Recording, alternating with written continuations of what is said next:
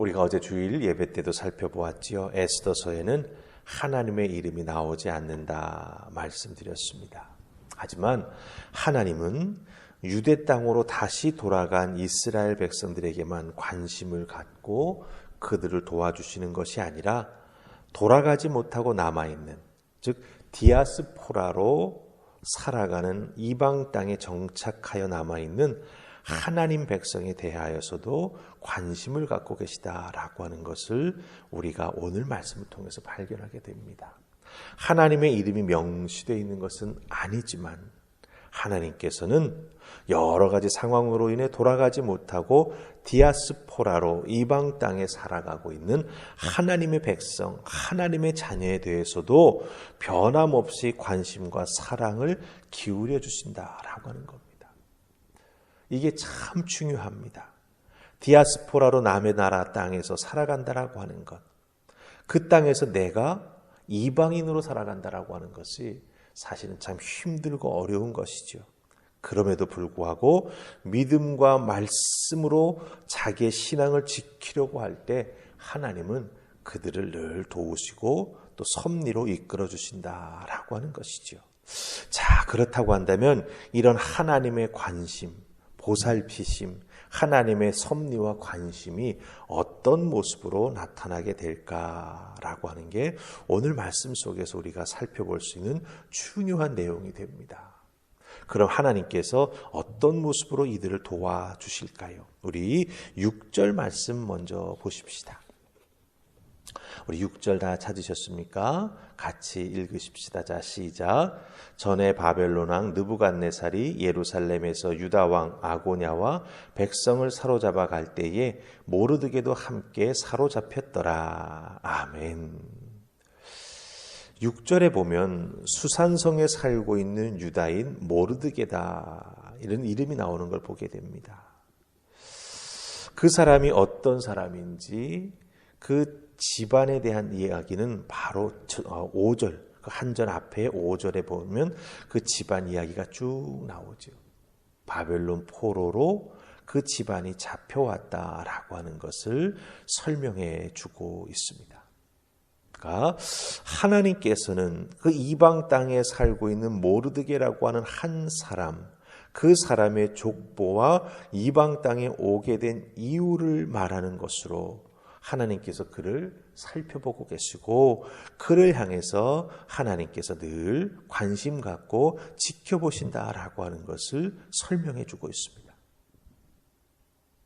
아하수에로 왕 밑에서 살아가는 이스라엘 백성들도 변함없는 하나님 백성이고 하나님의 언약과 계명의 뿌리를 두고 있는 하나님의 선택받은 사람들임을 여기에서 보여주고 있다라고 하는 거죠. 그냥 모르드게가 살았다, 그때 포로로 그냥 잡혀왔을 뿐이다, 이렇게 설명할 수도 있는데 모르드게의 족보와 이방 땅에 오게 된 이유를 하나하나 설명해 주는 것이 무엇입니까? 바로 하나님은 이 모르드게, 그 남겨진 자를 하나님의 자녀로 기억하시고 보살펴주고 계시다라고 하는 것을 여기에서 말씀으로 드러내고 있다라고 하는 것입니다.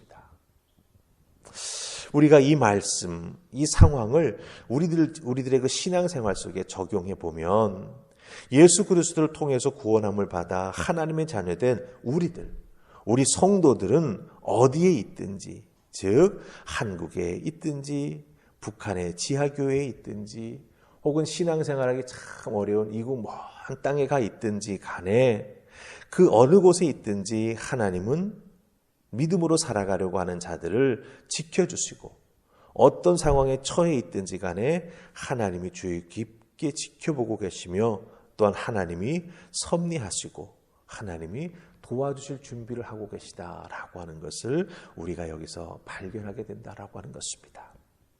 더욱더 그런 의미에서 우리들은 신앙생활에 나아갈 때 여호와 이레의 하나님을 기억해야 합니다. 여호와 이레 하나님은 어떤 하나님이십니까? 우리를 지켜보고 감찰하시는 하나님이시죠.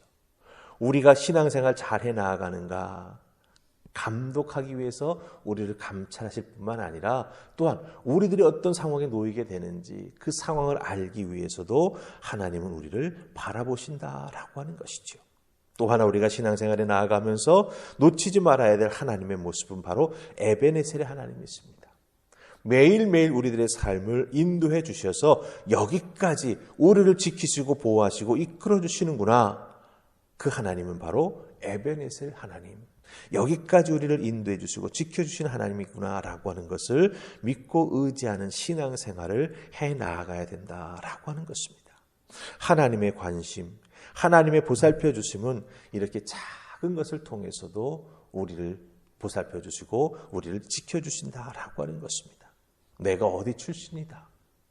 그것 하나만으로도 하나님은 우리를 향해서 관심 갖고 계시다라고 하는 것을 꼭 기억하시고 여러분의 삶의 자리에서 나와 하나님이 함께하고 계심을 꼭 기억하면서 믿음으로 살아가실 수 있기를 주님의 이름으로 축복합니다. 아멘. 우리가 어제 살펴보았죠. 아하수에로 왕 참 자기 편한 대로 자기 독선 그런 것이 굉장히 강한 왕입니다. 그래가지고 결국 자기의 왕후였던 와스디를 내치게 되지 않습니까? 그럼에도 불구하고 오늘 말씀 잘 읽어보면은 별로 바뀐 것 같지가 않아요. 분명 자기의 과시욕과 고집불통과 분노로 인해서 그와 같은 일이 만들어졌음에도 불구하고 조금 마음이 좀 허전한 것 같다가 다시 또 그대로의 모습을 지켜나가는 것을 보게 됩니다. 우리 1절과 4절 보십시다. 왜냐하면 이런 상황 속에서 살아가는 사람들이 누구냐? 바로 디아스포라로 살아가고 있는 이스라엘 백성들이 된다라고 하는 것이죠. 자, 우리 2장의 1절 그리고 4절로 갑니다. 자, 먼저 우리 1절 같이 읽습니다. 자, 시작. 그 후에 아하수에로 왕의 노가 그침에 와스디와 그가 행한 일과 그에 대하여 내린 조서를 생각하거늘. 4절로 갑니다. 왕의 눈에 아름다운 처녀를 와스디 대신 왕으로 삼으소서 하니 왕이 그 말을 좋게 여겨 그대로 행하니라. 아멘. 자, 1절 말씀을 보면 이 아하수에로 왕은 자기 자신이 왕후 와스디에게 했던 일들을 이렇게 뒤돌아보면서 생각하는 것 같습니다. 근데 여기서 사용된 생각하다라고 하는 말의 원래 뜻은 기억하다라고 하는 뜻입니다. 왕으로서 또 왕으로서 자기 자신과 와스디가 지내왔던 시간을 기억하여 돌아보고 있다라고 하는 거죠. 이 기억하여 돌아보고 생각한다라고 하는 이 말 속에 담겨져 있는 뉘앙스는 약간의 후회도 있을 것입니다. 그리고 그 왕후를 그리워하는 마음이 생겼을 수도 있습니다. 하지만 와스디에게 행한 것을 변경하는 것은 불가능합니다. 왜 그렇습니까? 법령에 정해놓았죠. 변개하지 못합니다. 바꿀 수 없습니다. 이렇게 명시하고 왕이 도장을 꽝 찍어 놓았기 때문이죠. 자, 왕이 이렇게 후회하는 기색이 밖으로 보여지니까 아마도 왕의 신하들이 또다시 왕의 기색을 살핀 것 같습니다. 와스디를 쫓아내기 위해서 왕이 분노가 막 치밀고 현자들에게 뜻을 구했을 때 그 현자들이 어떻게 했습니까? 왕의 얼굴빛을 쫙 가서 살폈지 않습니까? 그리고 왕이 듣고자 하는 대답을 왕에게 해주었지요. 그런 것처럼 왕이 후회하는 기색이 완연하니까 오늘 말씀 4절에 보면 이 왕의 신하들이 왕이 듣고자 하는 말을 해주는 것을 보게 됩니다. 새로운 왕후를 세우자 왕에게 말해주니까 왕이 그것을 좋게 여겼다라고 말하는 것을 보게 됩니다. 그러니까 4절 말씀 잘 보시면 왕의 눈에 아름답고 그렇죠? 그 다음에 왕이 그 말을 좋게 여겨 그대로 행한다라고 하는 것을 우리가 표현을 보게 됩니다. 결국 이 나라가 움직이게 되는 모든 기준은 무엇입니까? 왕의 눈에 좋은 것입니다. 이 나라의 모든 영역에서 판단과 결정의 절대적인 기준이 무엇이냐? 왕의 눈에 좋게 보이는 것이라고 하는 거죠. 왕의 귀에 좋게 들리는 것. 그게 바로 왕이 다스리는 모든 기준이 된다라고 하는 것입니다. 여러분 생각해 보세요. 사람의 눈 참으로 현혹되기 쉽습니다. 잘못 보기 일수입니다. 또 한 가지는 사람의 눈은요, 자기가 좋아하는 것은 아주 잘 봅니다. 그런데 왕의 눈에 좋다고 하는 것이 이 나라의 판단과 결정의 절대적인 기준이 된다라고 하는 것은 무엇을 의미합니까? 그만큼 이 왕의 권력이 절대적이라고 하는 것, 한 사람의 생각과 한 사람의 판단과 한 사람의 말이 모든 것의 기준이 된다라고 하는 것이죠. 우리 성도들은요, 그런 의미에서 이 아하수에로 왕의 모습을 잘 살펴보아야 합니다. 자기 눈에 아름다운 것, 자기가 느끼기에 좋은 것, 자기 귀에 좋게 들리는 말, 그것을 자기의 판단 결정의 기준으로 삼아버리고 말았다라고 하는 겁니다. 사실은 얼마나 가변적인 것이고 얼마나 오류가 있기 쉬운 것인데 그것을 결정의 기준으로 삼았다라고 하는 것이죠.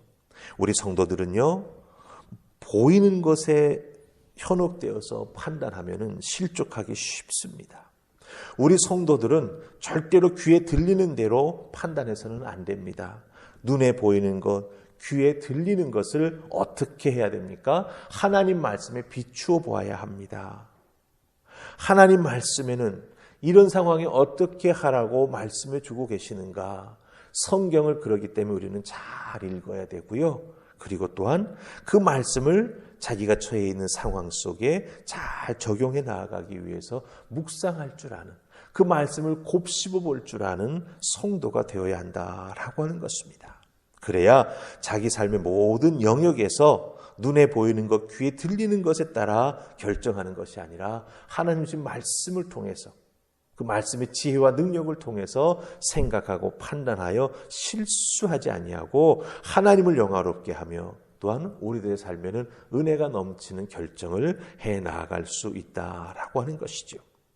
우리 믿는 자들 어렵고 힘든 상황 속에 놓일 수 있습니다. 그럼에도 불구하고 우리 하나님은 섭리하시고 지키시고 보호해 주십니다.